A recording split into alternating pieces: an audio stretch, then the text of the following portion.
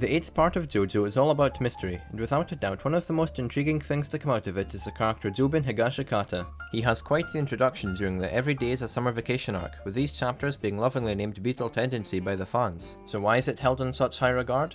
Let's find out. Right off the bat, there's a lot of anticipation when starting these chapters, as it involves one of the last family members we have to meet. Jobin's been mentioned for a long time now, and finally arrives with one of the most eccentric personalities of any of the cast. He comes across as a quite mysterious character, with quoting poetry being the first thing he does. This tied in with his hobby and gorgeous artwork upon arrival makes the reader instantly be drawn into this character. The events leading up to the fight of this chapter has one of my favourite exchanges coming from Tsurugi and Josuke, and were both exemplary at showing off their personalities.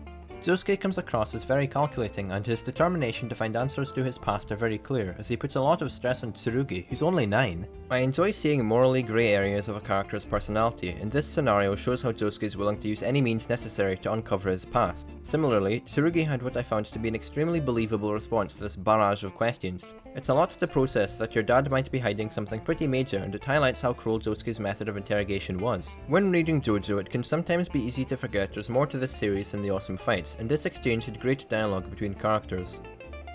The Beetle match harks back to the Derby fight in some ways. I love the small psychological battle it plays at the beginning from Josuke as he tries to tempt Jobin, showing how great a manipulator he can be. The entire scenario is also similar to the poker game, as stand powers were secretly at work behind the scenes. I mean, come on, this is surely a reference to the Derby fight.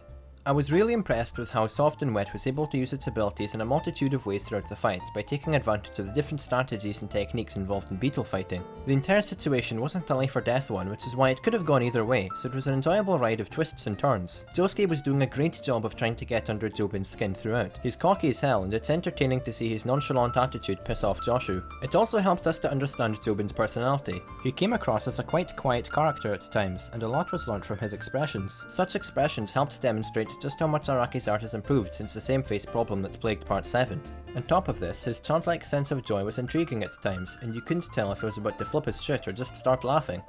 The beetle fight was an extremely entertaining one, perhaps because of while stand powers were at work, they weren't the only factor in this match. Learning about these creatures, their 45-second time limit, there was a lot of genuinely interesting information on top of the fantastic panels during the fight.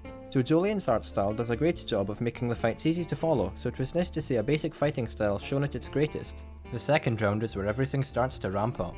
Jobin has his stand power in use as well, but what makes that as interesting as it is the fact that we've got no idea what his ability actually does. I'm glad this entire situation isn't completely resolved in this arc, as Josuke gets a tiny glimpse of his stand and a pretty awesome reveal, a basic idea of its ability, and that's it.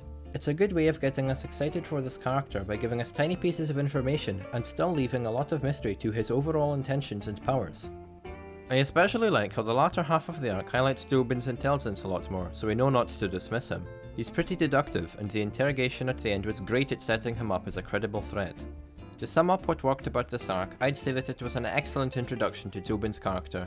An interesting fight was shown, there was great characterization from Josuke, and it's overall one of JoJolion's best arcs so far. Thanks for watching folks, I'll see you next time.